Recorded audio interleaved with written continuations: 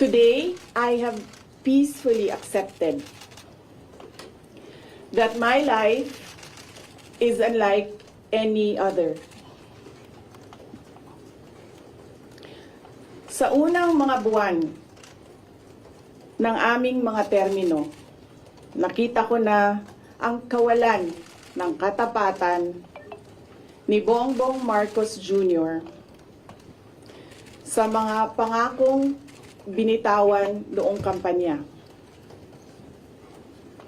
Pati na sa kanyang sinumpaang tungkulin para sa bayan. Dahil hindi ko kinaya na maging bahagi ng 2025 national budget na tadtad ng katiwalian, pinili kong umalis sa kabinete. Kahit alam ko na mula pa noong 2023 na ang magiging kapalit ay ang aking impeachment. Mga kababayan, humihingi ako ng paumanhin. Patawad kung tinulungan ko mahalal si BBM bilang Pangulo ng ating bansa.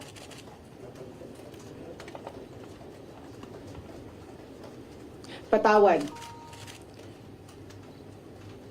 kung hanggang ngayon ay marami pa ring Pilipino ang nalulunod sa baha ng dahil sa malawakang korupsyon. Patawad kung lantaran ang pang-aabuso ng ating mga institusyon para sa pansariling interes ng mga politiko. Patawad kung patuloy ang pagtaas ng presyo ng mga pangunahing bilihin habang nananatiling kapos ang kita ng bawat pamilya. Patawad kung wala man lang tayong tunay na seguridad sa pagkain.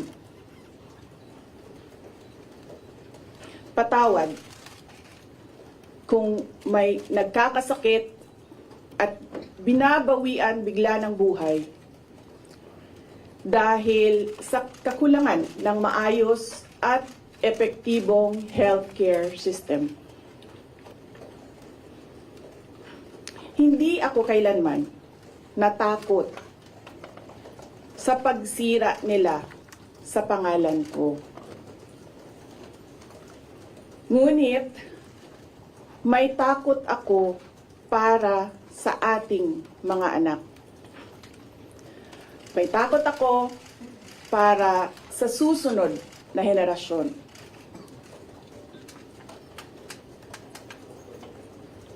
May takot ako para sa mga kababayan nating walang bahay sa ibang bansa. Walang pangalawang pasaporte. Walang ibang matatakbuhan kundi ang Pilipinas.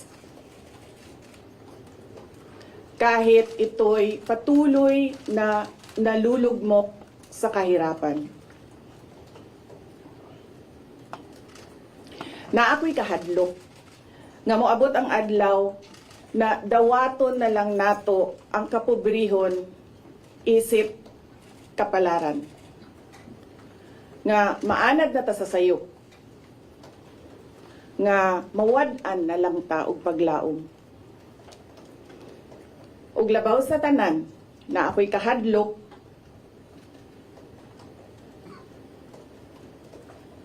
nga moabot ang adlaw nga wala na tay Pilipinas nga ikahatag sa atong mga anak.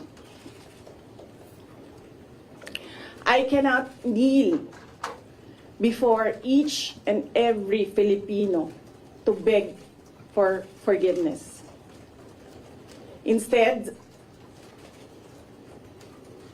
I offer my life, my strength, and my future in the service of our nation. Mga kababayan, ibalik natin ang tapang at malasakit para sa Diyos, sa bayan, at para sa bawat pamilyang Pilipino. Ako si Sara Duterte, tatakbo bilang Pangulo ng Pilipinas. Syukran.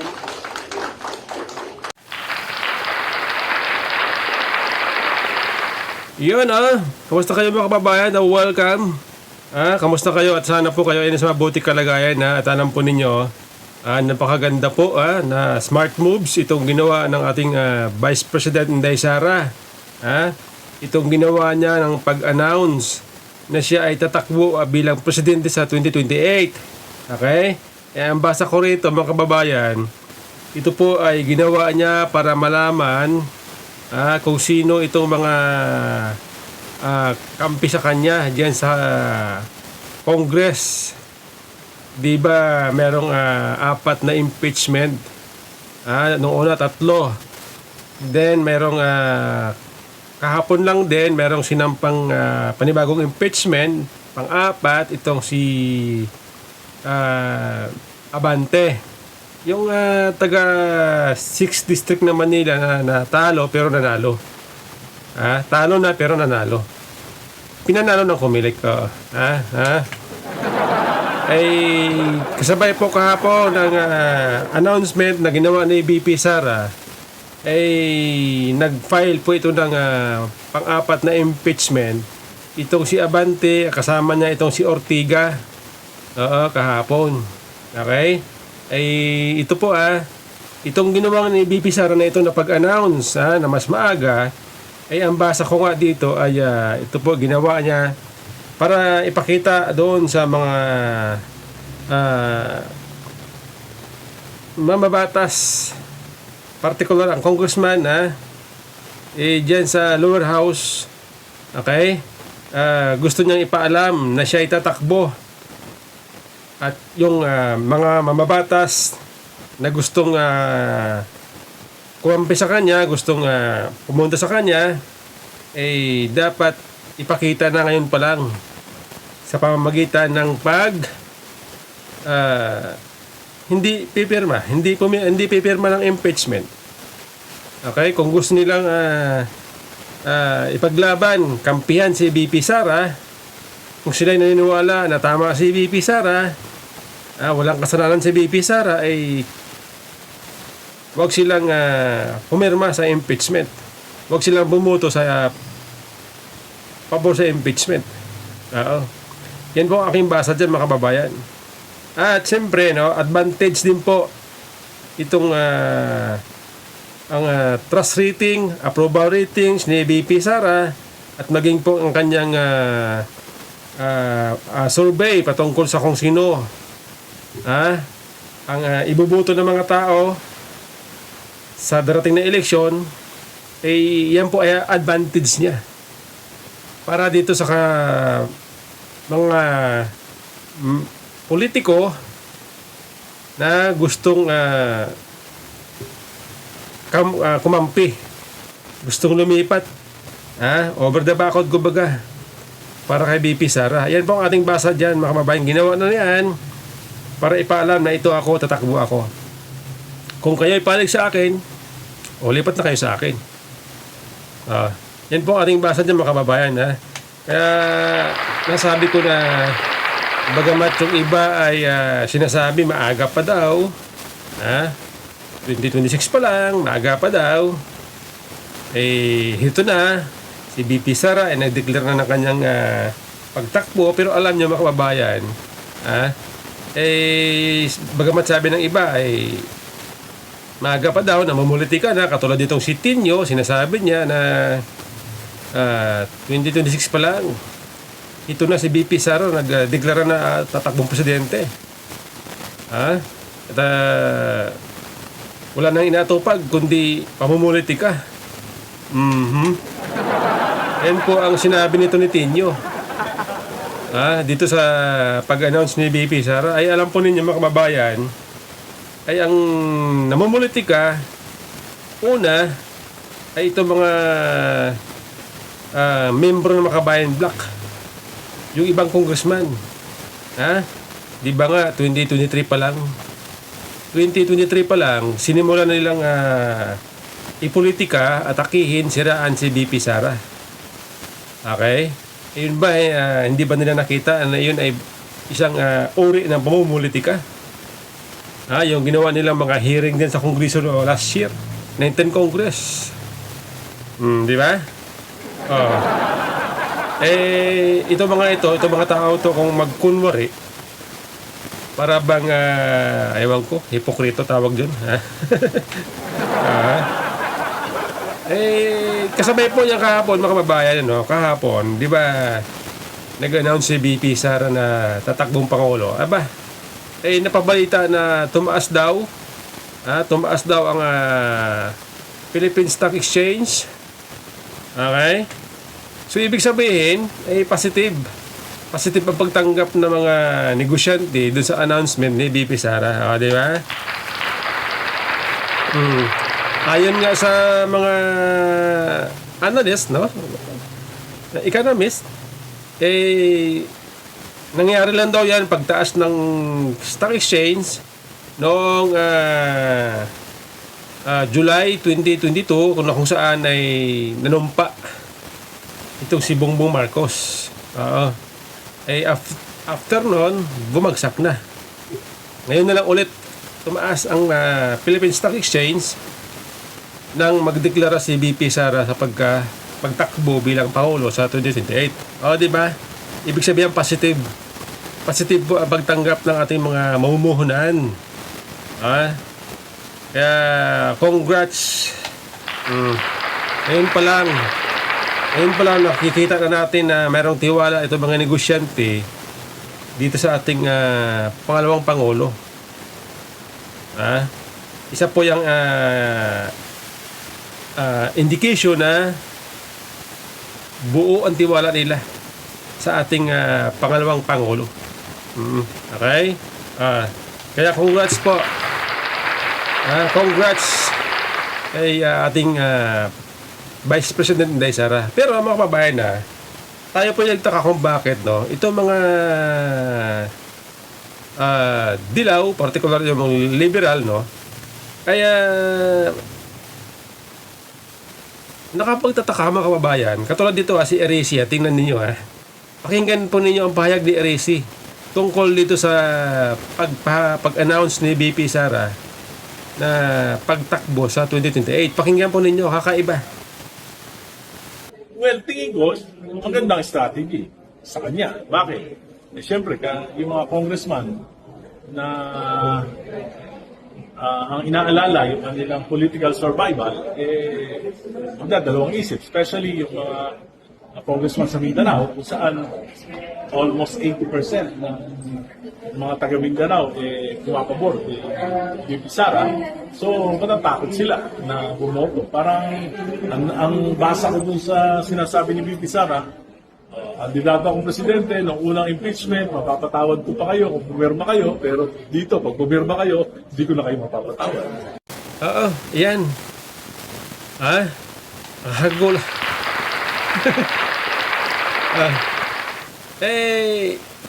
Doon sa ginawang maagang pag-announce ni BP Sara na siya ay tatakbo, hindi pa ako nagulat doon. Mas nagulat ako dito sa reaksyon ng mga dilaw. Na pinupuri nila para sa kanila ay matalinong galaw, magandang hakbang itong ginawa ni BP Sara. Inaasahan natin kahapon mga kababayan na after ng pahayag ni BP Sara ay babatikusin siya ng kanyang mga kritiko, partikular ang dilaw. Itong mga membro ng Makabayan Black, itong loyalista. Yan po ating inaasahan pero nagulat tayo dito sa kay Eresi ay positive po ang kanyang pagtanggap. Pinapuri pa niya si BP Sara. Diba? Kaya tayo po nagtataka kung bakit tila ba ito mga purist, no? Purist na dilaw, yung talagang liberal, at yung talagang simulat simula ay liberal talaga sila. Aquino talaga sila. Oo. Yan sina Eresi, Drilon,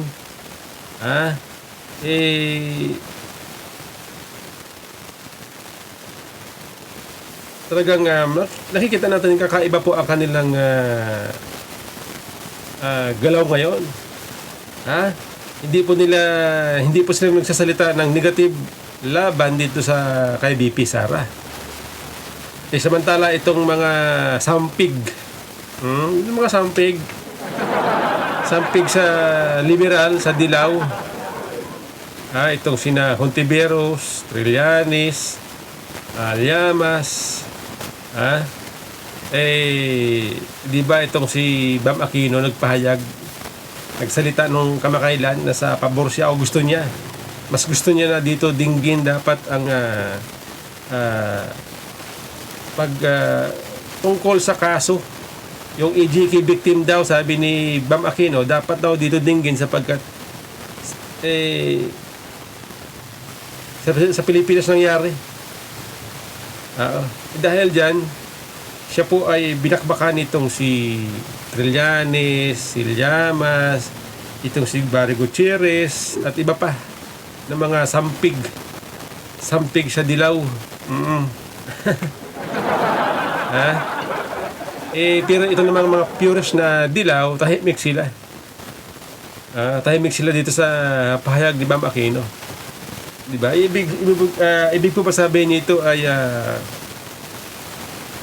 mas friendly ang purist na dilaw sa mga Duterte, BP Sara at PRRD. Yun ba ibig sabihin? Kasi itong mga sampig sa dilaw ay gusto nilang mag-join forces sa Marcos BBM faction. Siguro, siyempre, mga purist na dilaw, ayaw nila nun. Takot daw sila. Ang ganda, no? Ang ganda ng ang ship ng yung ship ng politika ngayon. Okay? Halimbawa, Duterte. Dati, Marcos. Ngayon, Duterte, Aquino.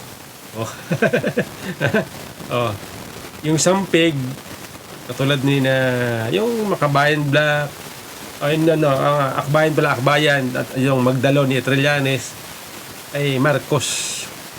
Parang nagpapalit, nagpalit ng tawag ito yung samahan. Mangyayari kaya yun? Kung sa bagay, itong Duterte at Aquino, wala namang masamang tinapay yan noon, di ba? Nagkaroon lang po yan ng masamang tinapay dahil dito sa mga Marcos, yung pinalibing ni PRRD, ang matandang Marcos sa libingan ng mga bayani. Doon po nagsimula nagkaroon ng masamang tinapay. Ang mga Duterte at Dilaw. Yun po yun. Okay? At sa katunayan, si PRRD nung siya umupo, hindi po niya kinasuhan si dating Pangulo Noynoy Aquino. Kasi nga siyempre, meron silang kahit paano may pinagsamahan yung mga yan.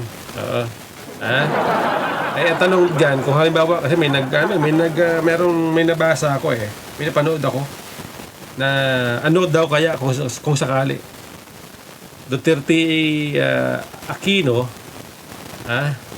Marcos Robredo. Kalokohan. Sabi ko, parang imposible mangyari yan. Kasi nga, magagalit tayo pag iyan nangyari. Kasi nga, gusto natin yung maging kakampi lang ni BP Sara ay yung talagang loyal sa kanila. At yan po ang gusto natin. Halimbawa, BP Sara, katandim niya si Senador Marcolita, Robin Padilla, Bongo. Yan po ang gusto natin na maging katandim ni VP Sara. Okay? Yan po ang gusto natin mga kababayan, no? Eh, hanggat mari ayaw natin doon sa Dilaw at Duterte. Ganun pa man, kung ano po ang gusto ni VP Sara, ay siya masusunod. Tayo po ay susunod sa kanya. Oo. Tayo po ay susunod kay VP Sara kung sino man ang mapili niya. Oo. Okay? So, after kahapon mga kababayan, after po ng announcement ni VP Sara, ay nagpahayag ng suporta ang PDP. Siyempre, inaasahan natin yan. Siyempre, partido yan ni PRRD. Okay? Nagpahayag po ng suporta ang PDP dito sa announcement ni VP Sara na pagtakbo bilang Pangulo sa 2028. At bagay itong partidong reforma, ditong si Congressman Pantaleon Alvarez, nagpahayag din po ng suporta dito kay VP Sara. Ay alam po ninyo mga kababayan na ay sa aking palagay pagdating ng eleksyon ay malawak po ang suporta na makakuha ni VP Sara sapagkat hawak niya mismo, baluarte niya ang Mindanao, ang Cebu, ang Visayas, yung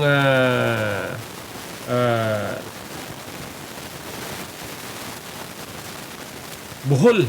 Hawak din po yan ng baluarte din po yan ng mga Duterte. Oh. Okay? At yung Negros. Negros po, hawak din po yan sapagkat itong si Congressman Arnolfo Tibis ay Duterte po yan, Duterte. Okay? O dito sa Luzon. Dito sa Luzon ay Pampanga, hawak din po yan ng kakampi din po yan ng mga Duterte. Itong si dating Pangulong Gloria Arroyo. Duterte po yan. Okay? O, sa norte, Chavit Singson, Duterte din po yan. At siyempre, andyan si Amy Marcos, kahit paano, may hatak din po yan sa mga loyalista. Okay?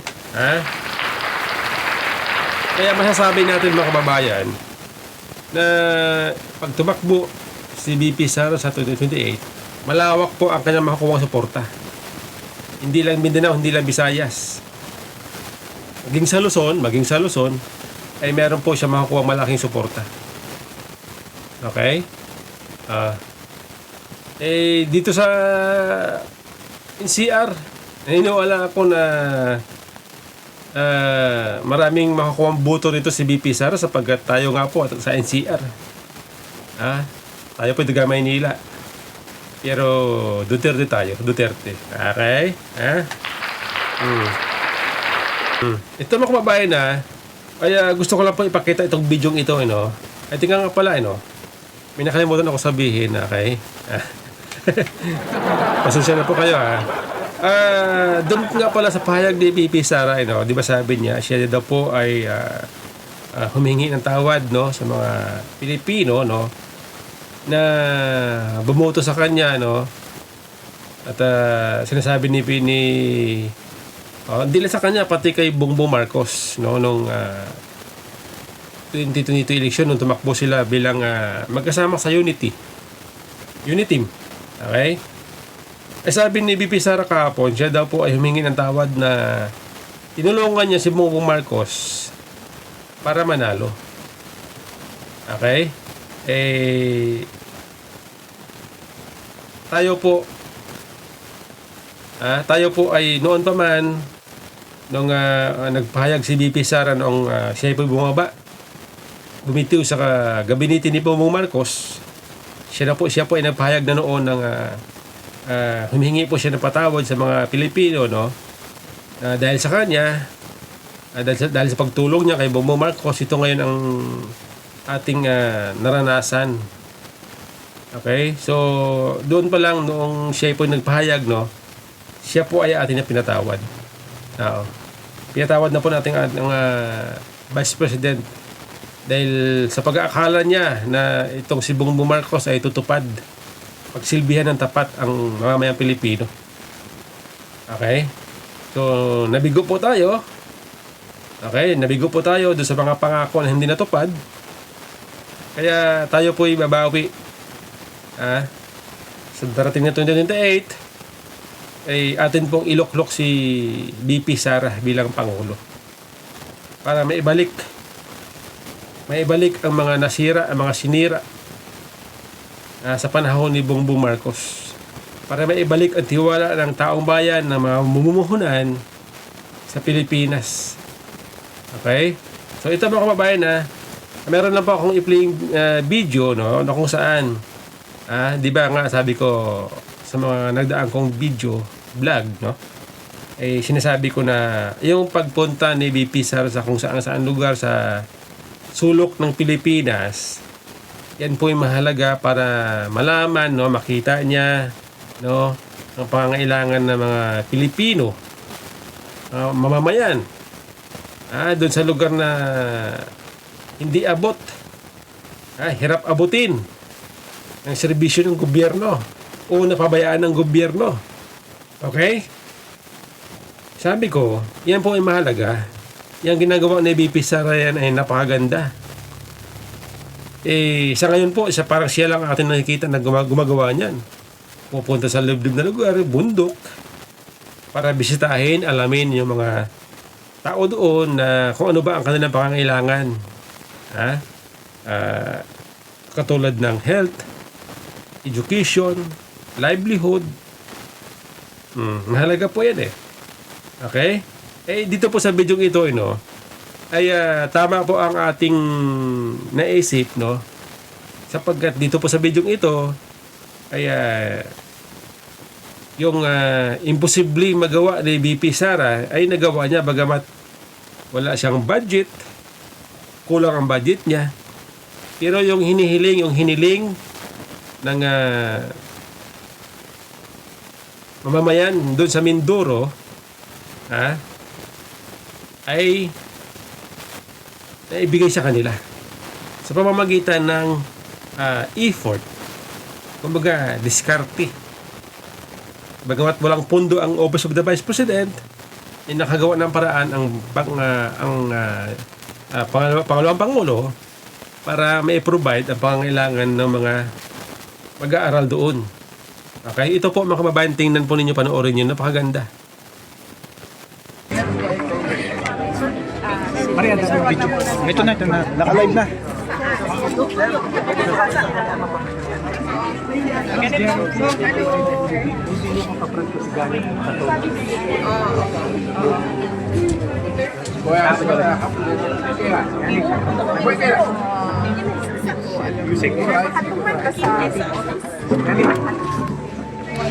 Yusek, ang DTI dati panahon. Anyway, ma'am. Message siguro po sa taga-Mindoro. Yes po.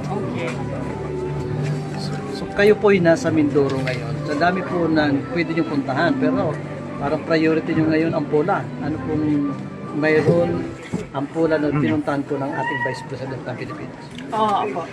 Una po akong nabisita dito sa Pola, Oriental Mindoro noong taon ng 2023 dahil sa oil spill.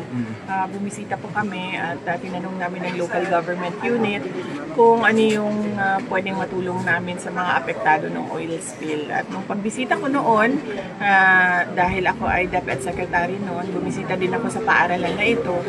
At nakausap ko yung ating school head at that time, ngayon principal na natin, na si Sir Christopher.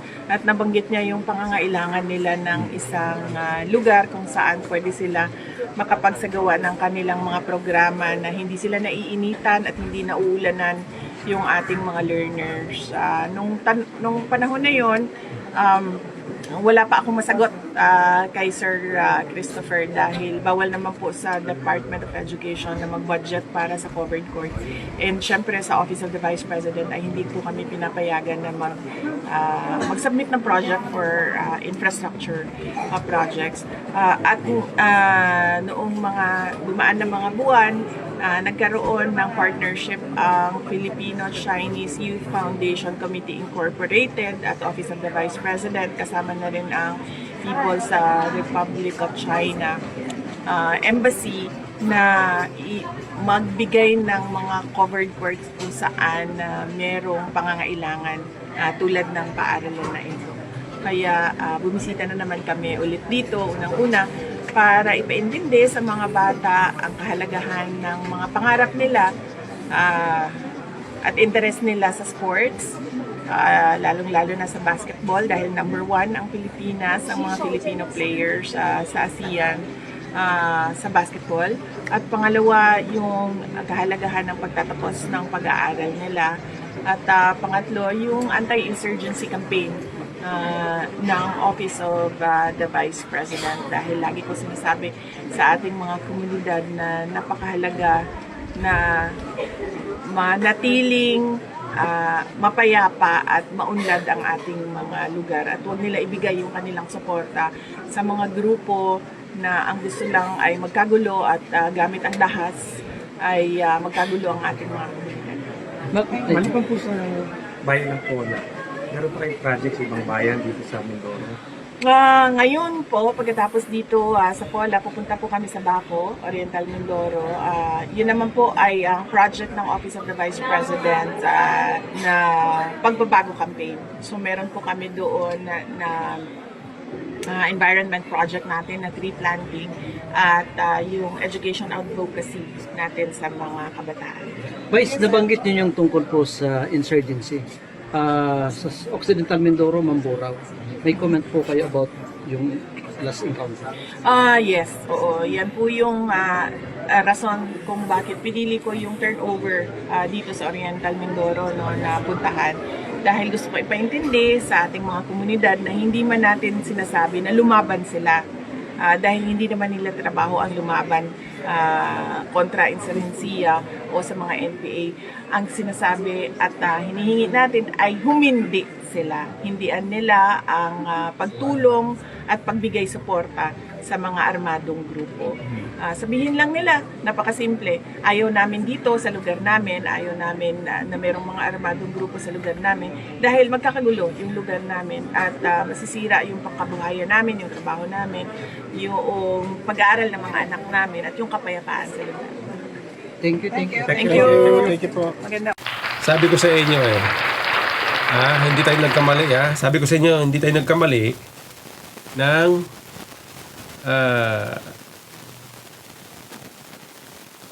pagtitiwala sa mga hakbang na ginagawa ni VP Sara.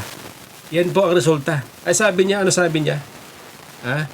Nung siya daw pumunta doon sa school na yon, meron daw hinihingi ang principal. Itong si VP Sara daw ay hindi kumibo o hindi siya sumagot kasi nga wala naman daw sa pondo. Kumbaga hindi siya nangako kasi nga wala sa pondo Bawal daw sa kanya sa Office of the Vice President, bawal sa kanya mag-request ng pondo sa Kongreso. Wala sa mandato na yun Okay? So, dahil may pangangailangan doon sa school na yon, ay gumawa ng paraan po itong ating Vice President at lumapit sa Chinese Embassy. Okay? Ang Chinese Embassy naman, siyempre, bilang may pinagsamahan, kaibigan ng mga Duterte, binigay po ang request. Binigay po ang request ng ating pangalawang Pangulo doon para magtayo doon ng covered court para magamit ng mga bata mag-aaral kapag sila mayroon mga activity na hindi sila naiinitan, hindi sila nababasa kapag umulan o uminit. O diba? Sabi ko sa inyo hindi tayo nagkamali ng pagtitiwala na ang ginagawa ni VP Sara ay mahalaga yan. Pagpunta-punta niya para malaman niya. O diba? Walang gastos ang gobyerno dyan. Donasyon ng China. Palakpakan natin. Diba? Nagawa ba yan ng ibang politiko? Hindi. Si VP Sara lang kasi nga siya lamang may puso na pumunta na kung saan lugar. Nakita nyo ba? Sa mga video nakita nyo, bundok pupunta siya. Tatawid ng ilog. Tatawid ng dagat. Para lang bisitahin ang lugar. Nahirap puntahan ng gobyerno. Siya lang. Ha? Eh, napaka-simple niya. Naka-low profile niya. Pag siya pupunta sa iba't lugar, napaka-low profile niya. Diba? Kaya, para sa akin, wala na ibang pwedeng mamuno sa 2028. VP Sara lang.